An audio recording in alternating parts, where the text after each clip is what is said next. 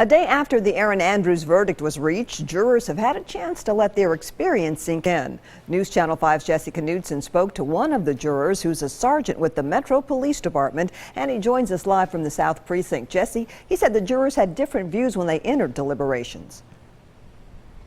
They did, Vicky. According to Sergeant Noble Taylor, when they entered deliberations, they were not on the same page. But after 7 hours of deliberating, they came to a verdict and awarded Erin Andrews $55 million. She wasn't the woman that you would normally see, on ESPN, on television. She was a victim. Sergeant Noble Taylor was one of the 12 people picked to be on the jury for the Erin Andrews trial. And while he's been on a jury before, he said this case was much more difficult.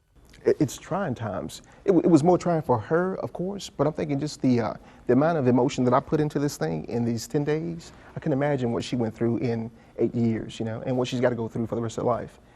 I can imagine.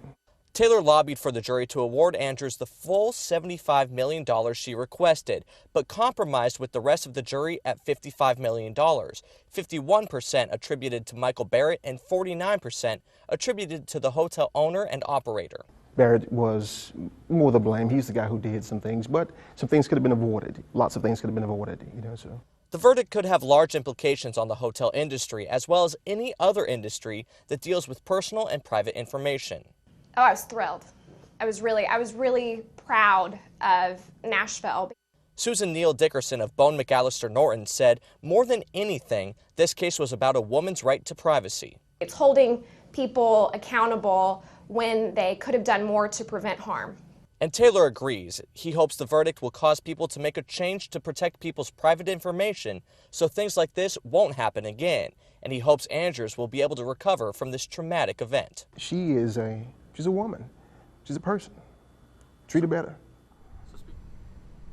Sergeant Taylor says after the verdict, he was able to share a few words with Andrews, and he hopes that she'll be able to work through this and learn to trust again.